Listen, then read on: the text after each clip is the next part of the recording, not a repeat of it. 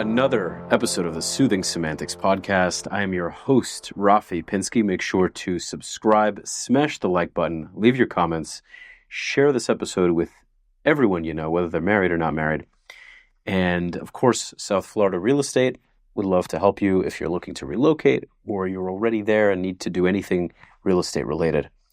Without further ado, we have round 3 with Rabbi Manis Friedman. And Rabbi Manis Friedman is an author. He's written many books on relationships, on elements of war, all sorts of books. So if I'm missing any book topics, pardon me. Rabbi Manis is a speaker. He's, as far as I know, the most well-known rabbi on social media. Many people love him, some people don't. And as far as he's concerned, he doesn't really faze him too much. Something I really love about him. So this week, we are here to cover marriage and relationships. Prior to that, we were talking a lot about Jewish values, Jewish strength, what's going on in the Middle East. And now we're changing the topic completely and we're going into marriage. Welcome. Thanks for... From war to love. Right? Well, so love does have some war sometimes, right? Very little. Okay. So a topic that I want to discuss first with you, which is an interesting one, are the issues with the shidduch system. What are they? Why are there so many, I guess, older women that are single now? This is something that a lot of people seem to be concerned about. Yes, marriage is delayed these days. I'm not sure it's a good idea at all. Mm-hmm. In fact, the earlier you get married, the better. When you're young and naive and idealistic, it's a perfect time. The shadchan system is a very, very important part of sanity. The shadchan basically is running interference. You don't exchange phone numbers the first time you meet. You don't become familiar the first time you meet. So, for example, you sit at a date for a couple of hours, and then where do we go from here? You don't make any commitments. Don't make any plans. You both report back to the shadchan. Are you interested in another meeting? Can you tolerate each other for another hour or not? No? Fine. If yes, then the shadchan sets up the next appointment, the next meeting. So there's never that awkwardness or that heartache of, so when do we get together again? Mm-hmm. I'd rather not. Also, most people are pretty decent and sensitive. Mm-hmm. You go out with a woman, she enjoys the evening, and she says, so tomorrow night? And you want to say no, but you're a nice guy. So you're going to kind of, okay. Now she thinks you're really excited about marrying her. Yeah. So you go out 3 or 4 times just to be polite, and now you have to tell her no. She's shocked. And she's going to ask you why. What are you going to say? So some people feel very noble, and they're going to tell the truth. Your looks don't appeal to me. You're a little overweight. Your mannerisms are annoying. You're stupid. You don't know anything, and we couldn't discuss anything significant. All in the name of truth, and you traumatize and break her heart. Or the other way around. You thought it was going great, and she doesn't know how to say no. That's why you need a shadchan. You never say yes or no. You tell the shadchan. That way, the danger or the possibility of your telling her why, which would be a horrible thing to do, is eliminated. The shadchan calls and says, no, he's not interested anymore. And she says, why? And shadchan says, I don't know. Also, you don't propose unless you know the answer is going to be yes. It'd be pretty horrible if you propose and she says no. Oof, that would be terrible. Mm-hmm. You would probably avoid dating for at least a year. Oof. That'd be a brutal experience. Yeah. Yeah. There's probably at least a few men listening to this who that's happened to. That's rough. And especially if it happens on the, what is it called? The Megatron, the big Oh, screen. those big screens I mentioned at a baseball game, and he gets shot down. Oh, brutal. Somebody chokes in the popcorn. Everybody loses interest in the game. It was like, it's the only thing they're going to talk about. Oh, my God. So it's simply a very considerate and respectful way of going about dating. Right. It also won't allow the dating to go on endlessly. Because the shotgun is going to say, come on, no, yes or no. It's been 3 months. And it should never go beyond 3 months. Interesting, because there's so much I think about, right? I mean, is there an ideal time, Because some people get engaged after 3 months, they get divorced. Some people stay together for 3 years, they get divorced. Some people swear by, you need to date for at least a year. Other people say, no, there's no point of dating for a year. When you know, a month is enough. What's with that? Who's right, who's wrong? I mean, you just said 3 months. What's the significance of 3 months? It's not engraved in stone. But the point is, within a reasonable amount of time, you know whether you want to be married or not. Do you know everything about her? No. And you won't after a year either. Right. 3 months just seems so short. See, my challenge with with doing a shidduch kind of thing, I've never been the type. I mean, there are certain things I absolutely follow. I'm a law-abiding citizen, but in terms of dating and things like that, I know the flaws in the way I do it. But to me, to have somebody mediating and not be able to just talk to the person, I can handle rejection very well. I understand, maybe ladies don't necessarily like things as directly. But as an adult, I mean, I kind of appreciate that we can be honest with each other. If it isn't working out, say, hey, for whatever reason, this and that. It's worked out okay. But just to be able to kind of, as two adults, plan the dates together instead of having somebody in the middle, It's not a question of ability. Of course you could. Right. But the risks involved are just not worth it. I mean, every time, an adult can handle rejection, but at a cost. You never get out without scars. Mm-hmm. How many scars can the heart take? It's not. Getting married should not be painful or punishing. Right. Well, some should. I mean, there are people that go through, I've heard, 100 dates before they find somebody. That must be painful. That's like 100 bites out of the heart. And I haven't gone on that many dates. What's left? And holy cow, 100 dates. Yeah. So here's getting to the heart of the. A woman is married for 35 years. Mm-hmm. Her husband comes home one day and says, we just hired a new secretary, and she is gorgeous. How does that affect the wife? She's probably not going to like it too much. No. Right. She's not going to be able to sleep. She's going to be angry at him. They're going to get into a big fight.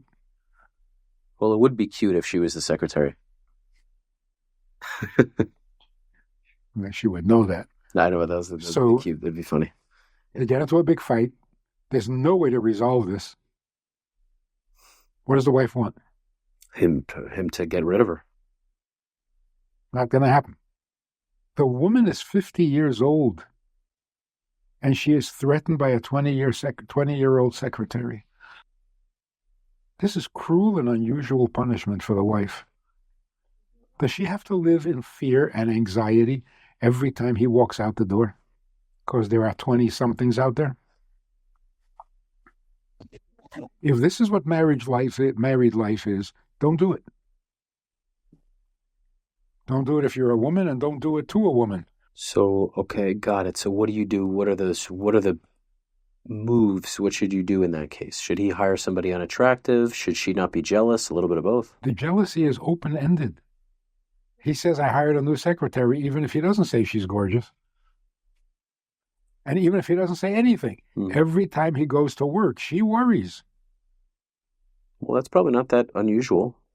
It's horrible. Right. What kind of life is that? Yeah, it's terrible. So she's on anti-anxiety pills. She's suspicious of him every time he walks out the house. Mm. If he comes back smiling, it's like, oh. What are you so happy about? Yeah. And if he comes back dejected, what happened? Right. So it's a miserable way to live. Usually for the woman. Sometimes for the man.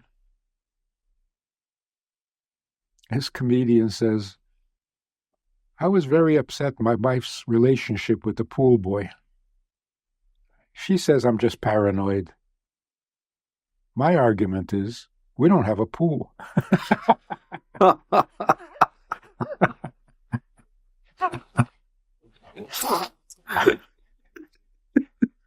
It's great. So sometimes it's the man who's suffering from...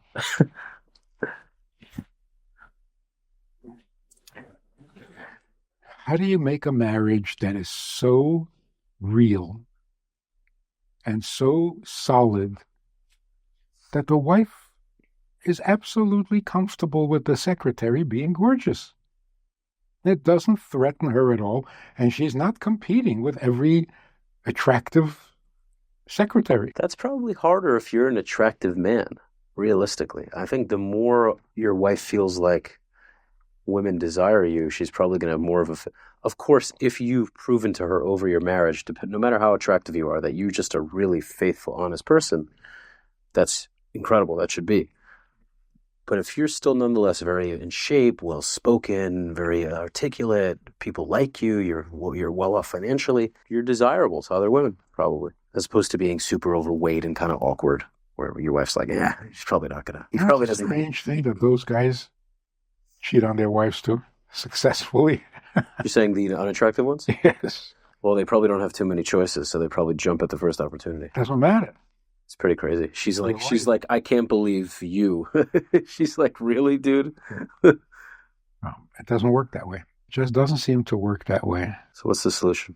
Look, ugly men get married. Yeah. Somebody finds them attractive. Or they're just non-threatening. Whatever. That's appealing too. Yeah.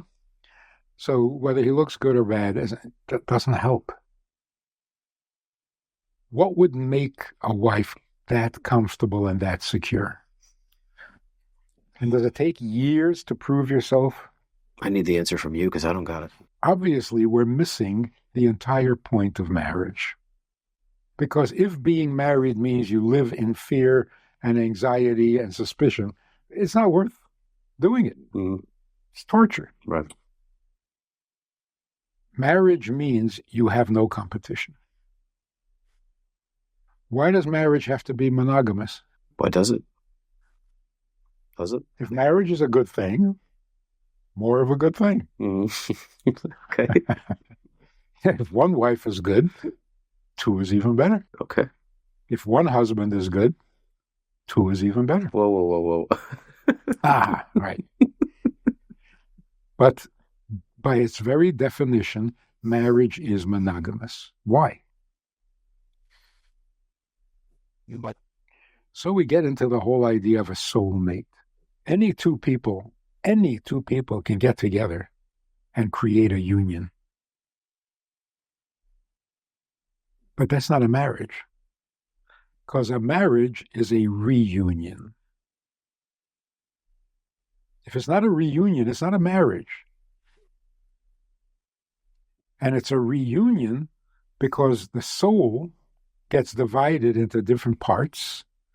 And when parts of the soul meet each other and reunite, that's a marriage. Mm-hmm. The soul divides into male and female. When the male part meets the female part, there's some chemistry there that you can't really describe. And so when they marry, they are reuniting. A gorgeous secretary is irrelevant. Right. So the wife is not threatened at all. Secretary is gorgeous? Well, good for her. Mm-hmm. I'm a wife, not a secretary. You think it's that simple, though? Like, Yeah. even if people... Really? Now, obviously, if you marry your wife for her looks, a gorgeous secretary is fatal. Right.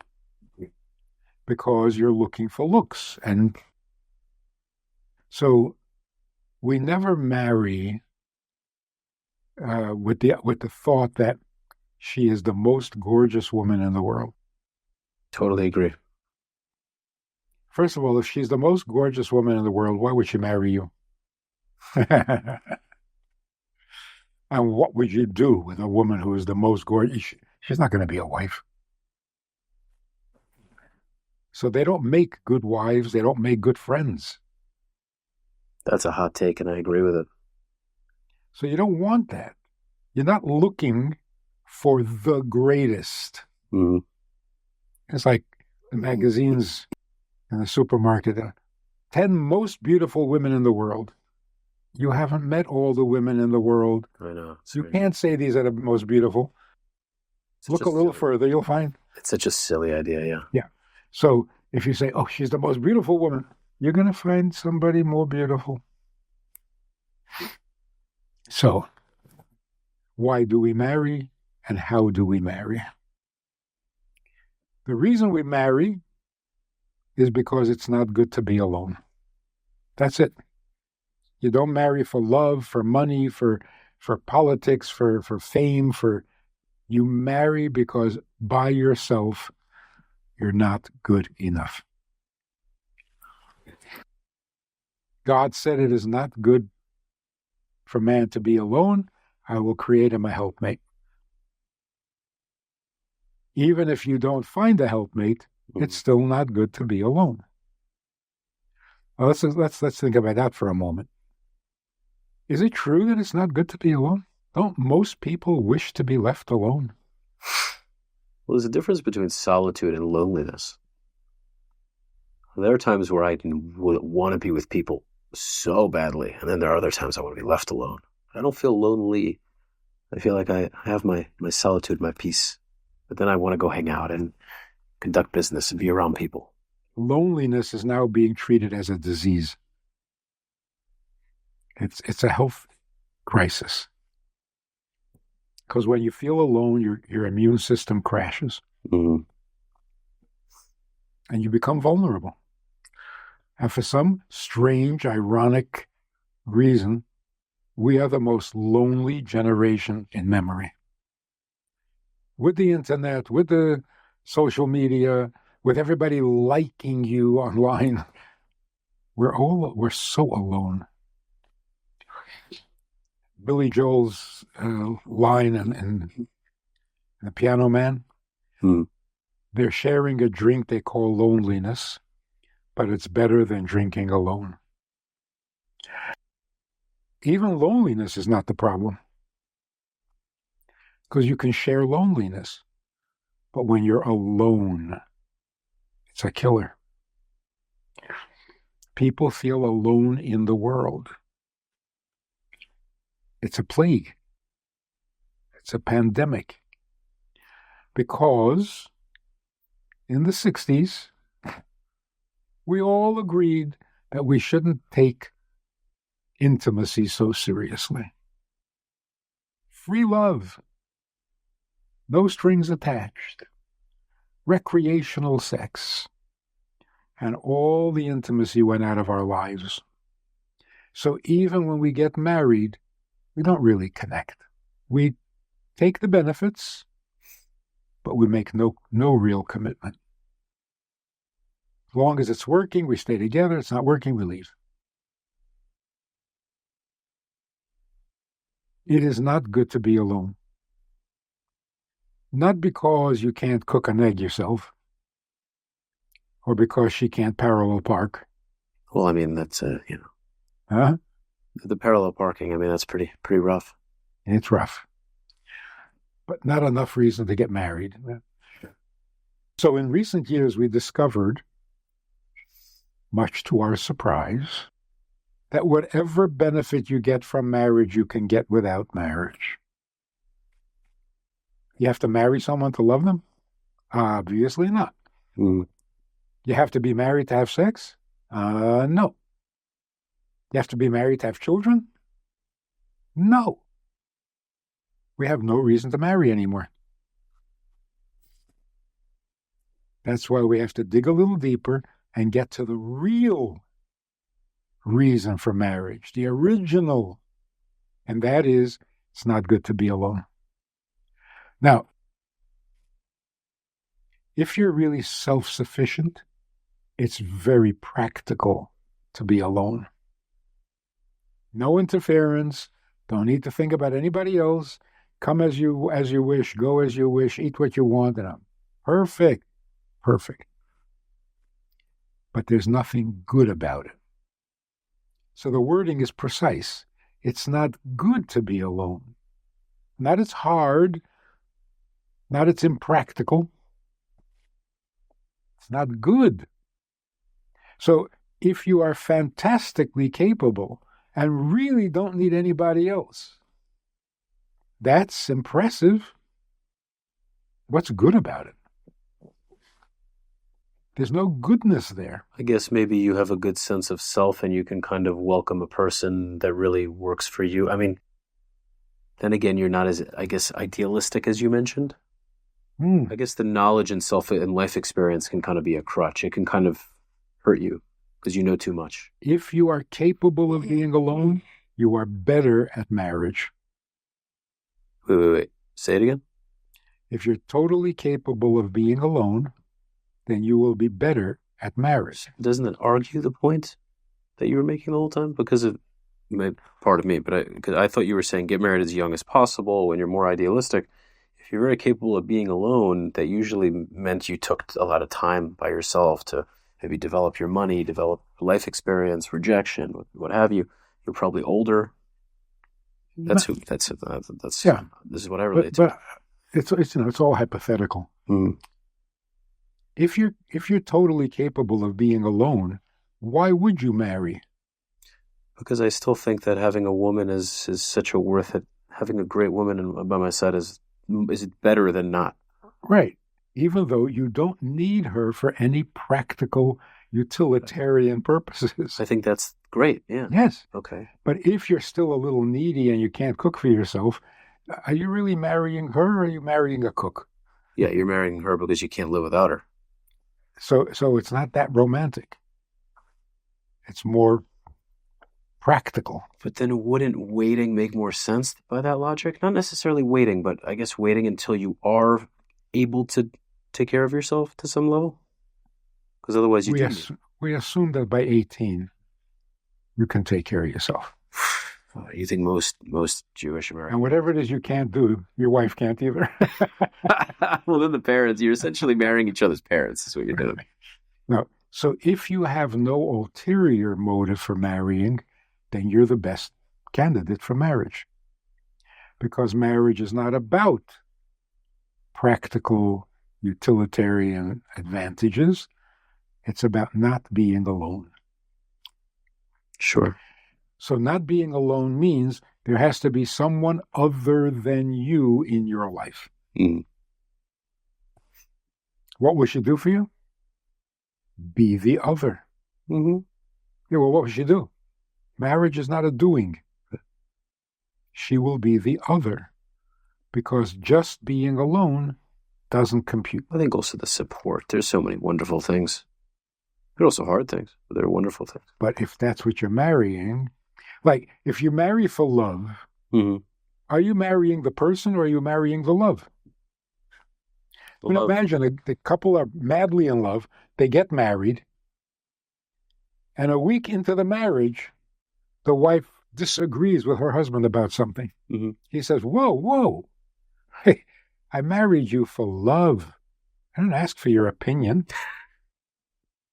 Don't give me your opinion. That was not the deal. Right. The deal is we love each other. Keep your opinions to yourself. Is she going to feel alone in the world? She is alone in the world. So marry... You really going to knock Sephardic men like that? Okay. I didn't hear. I said, you're really going to knock Sephardic men like that? I'm totally kidding. Yeah, romantic love. If you're marrying love, then you're married to the love. The same thing with God. If the only reason you worship God is because God is love, then love is God. You're not worshiping the Creator, you're worshiping love. And if he stops providing love, you'll stop worshiping. yeah. Right. So marriage means it's not good to be alone. And because it's not good to be alone, God divides a soul into two parts so that they can find each other, reunite, and become one. When you become one, you're never alone again. But interestingly, with your parents, no matter how close you are to your parents, you're alone in the world. Why is that? Because they have each other. You're number 3. You're not number 1. So it doesn't always seem that way. Sometimes they, well, granted, I grew up in a totally different environment. My grandmother raised me.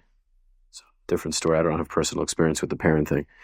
But they, sometimes parents seem to you wouldn't say a mother puts her children before her husband? I mean, whether that she should or she shouldn't, definitely seems that way, in a way. I always thought that was the better way. Being the caretaker doesn't make you number 1. A mother is a caretaker. Of course, she's going to give her life for you. Mm-hmm. She's not you, and you are not her. And that's why the commandment is you have to honor her. Mm-hmm. You don't honor someone you're united with. Right. You honor someone who's a little out of reach. Really? She's above you. She's on a pedestal. So you don't honor your husband and you don't honor your wife? So what is it then? You merge with your wife. You literally become one. So marriage is the only antidote to being alone in the world. And the reason that it works, partly, is because it's a reunion. Mm. But if you're not part of the same soul, you can create a union and be very attached to each other, but it's not one. So do you believe then in soulmates? Do you think God created certain people for certain people? Yeah, absolutely. Okay. In fact, God will not allow you to marry anyone other than your soulmate. So why do soulmates get divorced? That's a tragedy. So you're saying that anyone who gets married shouldn't be getting divorced? That's right. That's a wild take. So how do you make any sense of that? You're saying that every single person, so you're saying divorce shouldn't exist, they haven't figured out what they need to do to make it work. And therefore it must exist. What must, you're saying divorce? Yeah. That is a wild take. Wow. So divorce is a necessary evil. And it's a tragedy because you're divorcing your soulmate. And is there a way, but are sometimes, there are several soulmates you can have? So you're saying that the second person you marry, so why are the statistics in divorce significantly higher as you continue to do it? Meaning first marriage above 50%, at least in America. I don't know about the Jewish world. It's probably it seems to be getting higher too. But the second spouse, divorce rate goes up to like 70-ish%. And then if you get married a third time, the marriage rate goes even higher than that, statistically. Well, you got to take into account, if you're doing something wrong in the first marriage and you get divorced, you'll do the same thing with your second marriage, and then divorce is so much easier because you've already done it. I just don't know if I believe in the soulmate thing, Rabbi. I feel, or maybe there's a truth to it, but people take it with they put these rose-colored glasses on, like, oh, my soulmate, and it's like they don't realize how much effort it's going to take. Being a soulmate doesn't mean you're going to get along. Just means you're supposed to. That doesn't sound so enticing. Oh, it's not supposed to. It's not knowing that you're marrying your soulmate is not enticing at all. You make it sound like a job. You really do. You make it sound like an occupation, a 9 to 5 that I have to kind of. It's better to do it than not to do it. More than that. More than 9 to 5. I know. But... So here's people say, wait, you can't get along with your own soulmate? What? Why are you surprised? Yeah. You can't get along with your own soul. Are you not in conflict with yourself? To a degree. I happen to like myself pretty much, if I'm being honest. For the most part. Yeah. I like myself. For the most part. I would even go as to say I love myself, but I'm willing to say that. They love each other too. They just can't get along. Mm. So it's not surprising that you're in conflict with your soulmate. You can be in conflict with yourself. So what is the value of knowing that it's a soulmate? You'll try a little harder. That's all.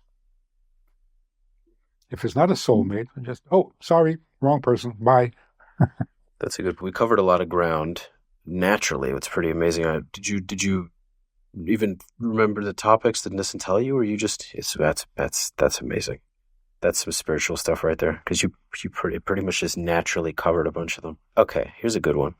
How do you properly argue? And this is unpolitically correct. Ben Shapiro made an amazing point a while back, and he said, when a woman is asking you for something, or she's asking you for help or what have you, Ben says, I always ask my wife, is this the kind of thing where you want me to listen, or do you want me to offer a solution?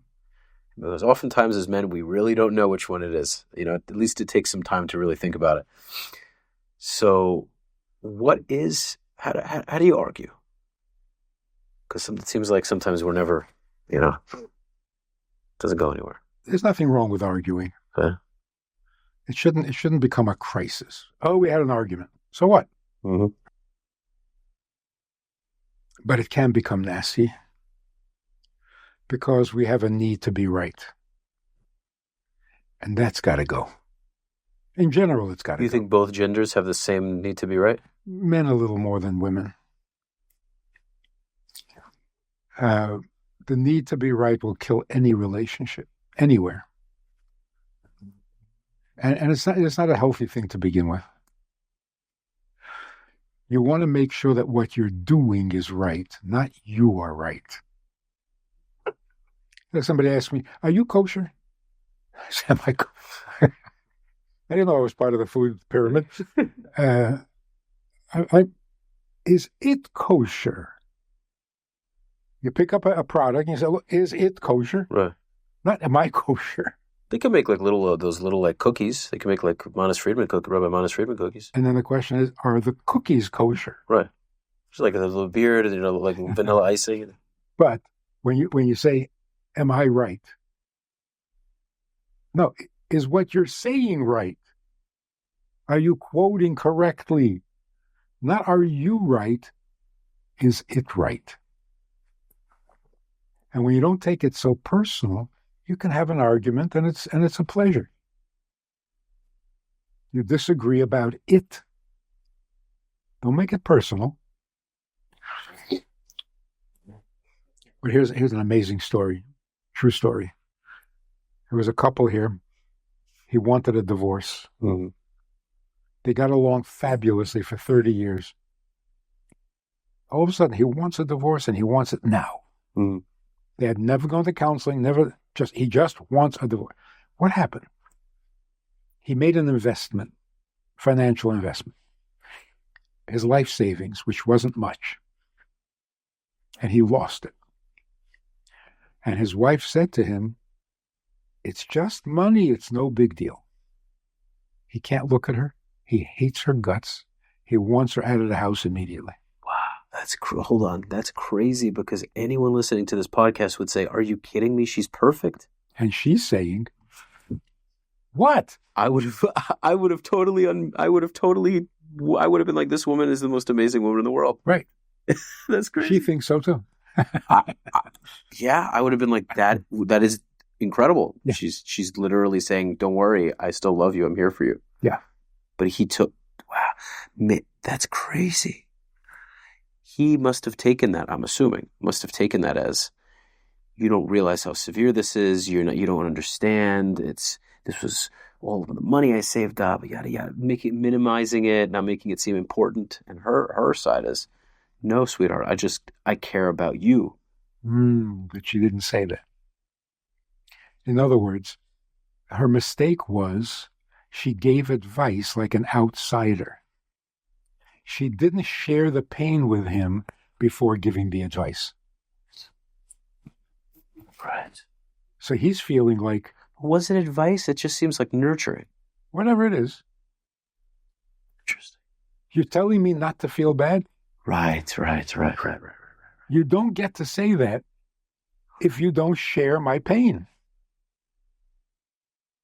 Like when I needed you the most, all of a sudden you're this philosopher. Giving me wise, what is that? If you don't share my pain, don't give me advice, because you have no right. You're a spectator giving me advice? That is such a good point. So, wow. Now I really understand why women get upset when you're trying to give them a solution, but you're not. Yeah. That makes a lot of sense. It's true. It's true. You cannot give advice if you're not sharing the problem. Makes a lot of sense. You can't stand at a distance and throw advice at people, especially when they're devastated. So how do you argue in a marriage? From the inside. First, put yourself in the other person's mind, in the other person's place, in the other person's shoes. Be there. Get into it. Then, if you think you have advice... I love what you're saying. I just feel like most people will never do it. Most people will just not be willing to actually... They're so in the moment, so upset, so angry. They just... what you're saying is so pragmatic and so true. But how many married people will be able to do that in the heat of the moment? Well, you don't try it at the heat of the moment. You implant that in your mind and heart when you're thoughtful and comfortable, and then it'll serve you in the heat of the moment. Right. But once you're in the heat of the moment, all bets are off. Totally. No, you're right. The more you internalize it, the more you'll be prepared for it. It's like military exercises or anything you prepare for. That when in the time when it's action, when it's go time, you know what to do. Yeah. Okay. Well, that is a very well answered question. You answered that beautifully. Now, here's a good one. So I have people that have said, you should get married as young as possible, have a bunch of kids, yada yada, and it'll bring financial success, and they really push that idea, which I understand, you may say the same. So why are there still then so many couples that are struggling? Let's talk about Jewish couples for one. There are plenty of them that are on food stamps, struggling, having a hard time. And because when my friends said that to me, they were specifically talking about financial. The other things, And what's also interesting, and they say, well, it'll motivate you to work harder and do these other things. But yet I find that I'm more motivated. I'm not going to sit here and gloat and say, but there are definitely married people I know that I work harder than, arguably. Not family-wise, they have kids. It's a huge component. But I'm talking about strictly from a business standpoint. And then they'll say, well, I don't have the motivate. I'm married, I have kids. I don't have the time to exercise. I don't have the time to go and start that entrepreneurship journey. I have to take care of my family. I have to stick to this 9 to 5. You're single, so you can go take risks, but I can't. So it's like, well, but didn't you say that being married would allow you to further those goals more? So why is that you're not selling me on the idea. Do you get what I'm saying? So what's your answer to that? Our fate, our mazel, our destiny is unpredictable and out of control. There is no guarantee if you're single, you'll make more money. If you're married, you make more money. There's no guarantee like that anywhere, ever. What about these Torah ideas that supposedly there's no components in the Torah or maybe the Shulchan Aruch or anything that if you get married? No, the belief is God will provide. Mm-hmm. He'll provide if you're single. He'll provide if you're married. Oh no, if I have 6 children, he won't be able to provide. No, he can provide. Where does this come from? There's so many Jewish people that are so of the belief that marriage will bring you wealth. The people are really certain about that. It's the same belief. If you have 2 children, God will provide for 2. If you have 3, God will provide for 3. But if you have 2 and you want him to provide for 3, no, it's not going to happen. Well, sometimes it does. And sometimes it does. Right. Okay, but what about the people that have 2 kids and they're collecting food stamps and they're relying on benefits from the community? I mean, God's providing, but they're not providing. Yes, God's providing. They're not. Thank God, our community helps, but they're not self-sufficient. So, meanwhile, there are guys that are single that are millionaires. So, what you're saying is it's pretty much hocus pocus. It's not really what people. Yeah, it's a matter of what God decides for you, and you got to. Yeah. But do you also believe that from just a pragmatic sense, it's hishtadlut, meaning like you can't expect to have certain. Not that I'm trying to put finances. I just brought that example. But isn't it on a pragmatic level, if you're just willing to work very hard and put your pedal to the metal, you're probably going to have a higher likelihood of getting that? Yeah. Okay, thank you. That's all I wanted to know.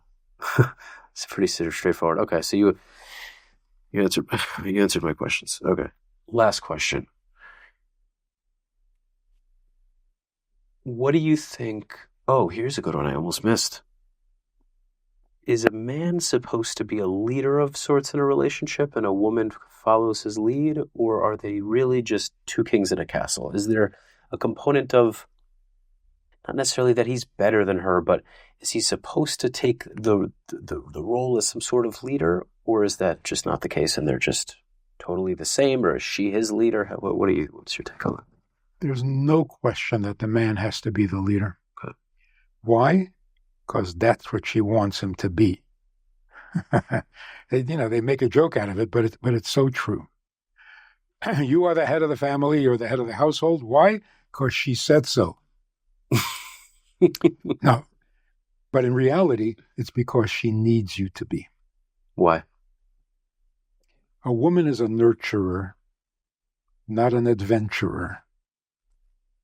Give a woman something, and she will nurture it into magnificent. But if she has to go start something, it doesn't suit her strong. Parallel parking. Huh? Parallel parking, for example. No, but initiating is not a feminine thing. Right. Nurturing what was given, right? So the sages say a man brings home wheat, but you can't eat wheat. The woman turns it into bread. A man brings home flax, I don't know, whatever that is, but you can't wear it. She weaves it into a man builds a house, she turns it into a home. I love that saying. A man fertilizes her egg, she turns it into a baby. Right. So a woman's greatest satisfaction and pleasure is when she successfully nurtures something. But she depends on the man to initiate. So what does that look like in practical terms? Because there's so much controversy with that now. I even see Jewish couples where they don't use any of this. We're totally equal. There's no leader. We're partners. And to me, that just sounds very feminist. I don't like it. I don't think it doesn't work. I think it's nonsense. But is that because the man is not playing his role? He's not leading. Yeah, men are not stepping up. So I just want to know what that looks like in everyday tasks. What it looks like. Right. When you propose to a woman, you're basically saying, I have a life, a lifestyle, a life. I have a vision. I have a plan. Can you help me? Step into my life and work it with me. But imagine a guy says to a woman, please marry me. And the woman said, and do what? Well, we'll work it out. No, we're not going to work it out. If you don't have a life, I don't know what I'm entering into. Yeah. So the man being the king means you have a life that she wants to be part of. And the same is true with children. You live a life that the children want to be part of, and they can't wait to become a tati and a mommy. But if your lifestyle is not appealing to your children, you're going to have a really hard time raising them. Because now you have to create a life for them that you don't have yourself. You don't really know how to do that. So are you? We're criticizing life coaches, which I'm totally for. I'm totally here for. I'm not sure what life coaches do, and I'm sure they're all different. It's my favorite. We're not going to go off on a tangent now, but the joke is I don't know what to do with my life, so I'm going to tell you what to do with yours. But this is the difference in a traditional community, not necessarily Jewish, but any traditional community. Children can't wait to grow up. They want to be what their father is. They want to be what their mother is. Mm-hmm. In a secular community, No one wants to grow up. And so they delay it for as long as possible. Because if you don't want to be part of your father's life or your parents' life, then what life? You're going to make one up? Conjure it from a book you read? So true. So how do you raise children? Live a life and watch them run to keep up. That's beautiful. That's what I'm trying to do. That's what I'm really trying to do. I'm trying to create an amazing life. So my sons, either they don't have to want to follow my footsteps, but they're visionaries like that. Or, whatever it is, they just have more clarity. They see that Dad, Abba, whatever they want to call me, he knows what he's doing, and he's certain of it, and he's going somewhere.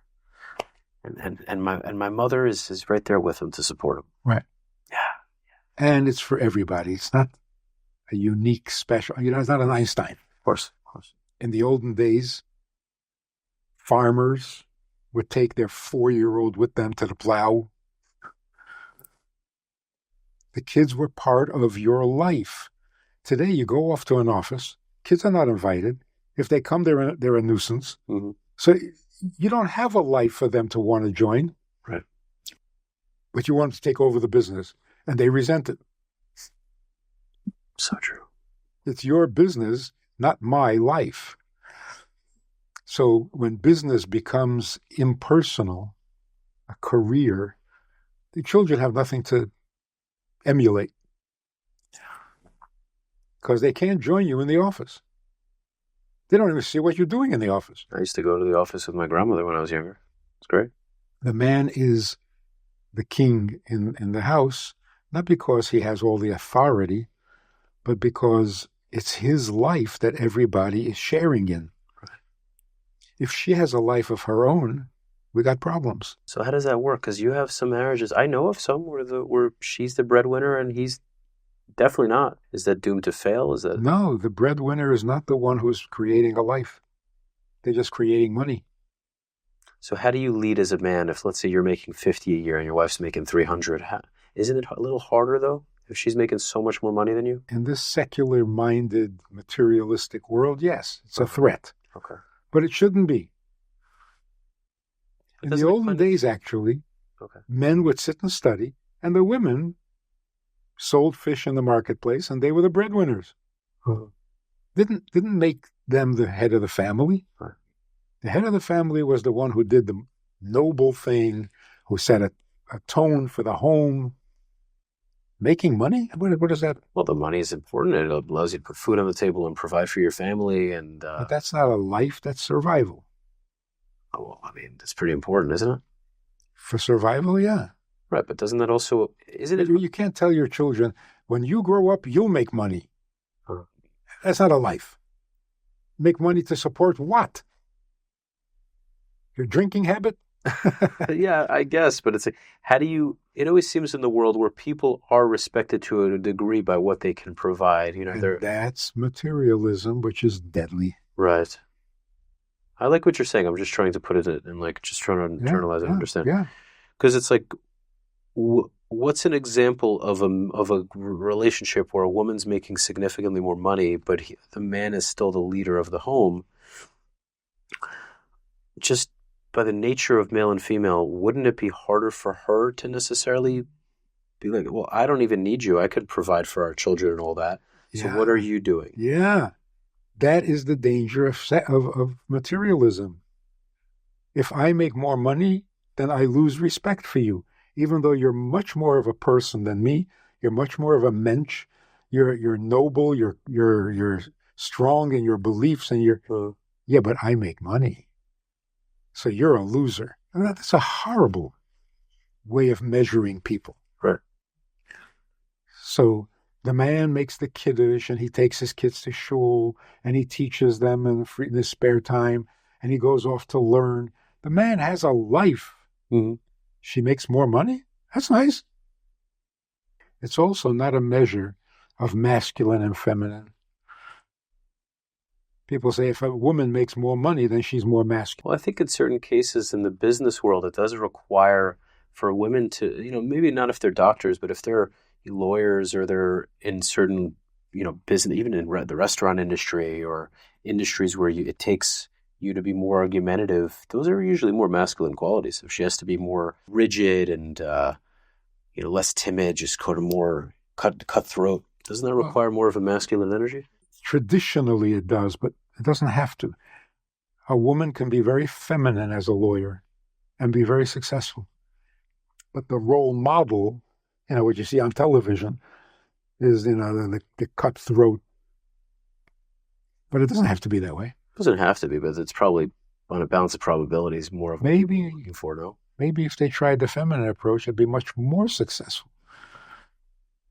So making money does not make you more feminine. It doesn't make you more masculine either. If a guy makes a lot of money, he's a healthy male? Not necessarily. So why have women always valued resource, the man's ability to provide resources? It seems like that's as old as time. Yeah. But it's not the money. So what is it? The fact that he's taking responsibility. I always thought it was his ability to protect. It's provisioning, no? Okay. Yeah, but you have to want to do that. But I also feel like men don't care about a woman's ability to provide the same way women care about our ability to provide. Do you think there's an accuracy to that? No, but women depend on men to provide the security. Why? So that they can be free to nurture. If you're distracted by the need to pay bills, your kids are going to suffer. So then shouldn't it make sense for the man to be focused more on the provisioning? On the? Provisioning. Yes, he should provide everything. Including the financial, right? Yes. So you're saying that that's the ideal scenario? Yes. But it shouldn't be... But if she's better at it, why wouldn't he let her do it? Okay. No, these answers make sense. I think it's also, I'm taking everything you're saying and I really agree with it. Thinking about everything, I pretty much agree with it. I'm just taking it and making sense of it for myself. Like how, a lot of it was reassuring, honestly. That's I'm really glad. Yeah. So is there anything you wanted to finish up with? Yes. If you want to stay married, I'm jumping ahead. If you want to stay married, it's not love that's going to keep you together. It's respect. If you lose respect, it's pretty much all over. And no amount of therapy is going to help. Right. When you lose respect, it immediately turns nasty. Why do we lose it? Are you talking about both genders or are you talking more? Okay. Why do men lose respect? Why do women lose respect for men in marriages? What happened? What are scenarios? Why does it happen? Because we lower our standards at home, thinking if we love each other, nothing will damage. It's not true. You love each other so you can be at your worst and it won't do any harm? Are you kidding? So a man lowers his standards at home, his wife loses respect. The man is undisciplined sexually. Mm-hmm. She loses respect. What does undisciplined mean? In that context, you mean like... He has no control. He's like an animal. Uh-huh. Of course she's going to lose respect. You're saying that he wants it all the time? Is that what you mean by that? Not he wants it, but he acts on it. Uh-huh. It has no... there's no right time, wrong time. It's like out of control. Okay. Loses respect. He walks around in his underwear. She loses respect. I don't know. We're married. Yeah, so that's why you have... great in his underwear? Huh? What if he looks great in his underwear? Doesn't work for women. No. So imagine, to make it really... They're home alone, casual. Mm. The doorbell rings. The woman says, "Just a minute, I have to get decent." Right. Oh, for the guy ringing the doorbell, you have to get decent, but not for your husband? With your husband, you can be indecent. It's so interesting. It's going to cost you. Yeah, but then again, it's like, I hear that. But then again, you're saying she should always look her best for her husband at all times? Not look her best. Be dignified. Okay. It's not a beauty contest. She should present herself with her husband the same way she would with a guy that's at least, right. If not more. Yeah. Like fathers who say... They get comfortable. People get comfortable. That's what it is. And that's what creates contempt. You know what I've always said? Right? Isn't that the famous expression? So true. That's why I've always been of the belief that you probably shouldn't allow too many bodily noises to come out, regardless of what gender you are, because then it's funny for a while, but then it starts to gross out your spouse. Yes, you lose respect. And when you become too familiar, it breeds contempt. Right. And that's nasty. Right. So a father says to his teenage daughter, hey, you can't go out dressed like that. Oh, he can't go out dressed like that? You can go, yeah. It should be the opposite. You want to dress like that, do it in the street, not here. Well, I sure as hell wouldn't be okay with it either way, but that's a good question, by the way. This is a great question. This is a wonderful question. If I raise my kids, let's say I have 2 daughters, I have a wife, 2 daughters, 2 sons. My wife dresses what I consider to be modest. One of my daughters comes down the stairs one day dressing very immodestly, and my wife and I both agree that that's just not acceptable. What is the best way to handle that? For her to not only not do it, but to actually understand it. Not to just feel like, oh, they don't like it, but to really get it. What do you suggest? It's a little late. Should have started a long time ago. Okay. You teach modesty to 3-year-olds. You don't start when they're 13, because then you're just interfering in their life. You start to teach modesty from 3 years old. Mm-hmm. Because it's dignified, because it's noble, because it's right. Not because it's embarrassing for the neighbors. Okay, what happens if you raised her, dressed her modestly, and she's just one of those girls that just, I don't know, got to 15, 16, made friends with the wrong girls, and now she's just like, she just doesn't want to do it. That's a problem with any issue. Mm-hmm. Okay. Boys, drugs, school. Yeah, well, that's just the boy drugs thing is also a great question. Mm-hmm. I think teenagers generally are very idealistic. And their idealism is stronger than their peer pressure. So if you appeal to their idealism, you win. How does that look? If you just criticize their behavior, you lose. Right. So how does that look? She comes down, dresses really in a bad way. You sit her down on the couch, have an intervention, you and the wife? No. You burn the clothes. In general, you don't discipline children when they misbehave. You discipline them when they don't expect it. So they're not defensive. If she comes down dressed inappropriately, she's not going to hear a word you say. So you just let her do it? Yeah. And then, sitting at the dining room table a day later, 2 days later, you say, by the way, what you were wearing the other day, I can't wear that. That's wild. That would take a lot of self-control for me. And I don't think I would yell. I really do not think I would yell. I have enough, thank God, enough understanding of human connection to understand that will do nothing. But I would have a very hard time seeing her walk out the door like that. I would have a hard time regardless. But for me to wait till the next day, it would be so hard for me to do. I'd also just be concerned. I don't know. I wouldn't. You're saying, but that's the only way to do it. You got to just let her do it. Anything. She lies. You say, don't you lie to me. You're not getting anywhere. The next day, 2 days later, when everybody's calm. Catch it when she's not expecting it. And you say, by the way, what's with the lying? They're less likely to be defensive in that moment. They're more likely to be honest. Yeah. At least they'll hear what you're saying. Right. When they're defensive, they don't even hear it. All they know is that you're not nice. So true. Wonderful. Wow. Anything else you wanted to add? No.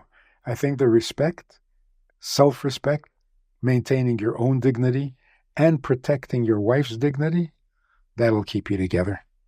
And the love, what's not to love? That's true. Ladies and gentlemen, first and foremost, make sure to pick up a copy of Creating a Life That Matters. I have to read it myself. I'm not going to lie. I'm going to be honest here. And I have to read a bunch of your books. God willing, I'm going to get to that. Nonetheless, they're incredible books, and he's sold many, many, many, many copies of his books. They're best-selling books, as far as I know. Pretty sure it says it on this book, as a matter of fact.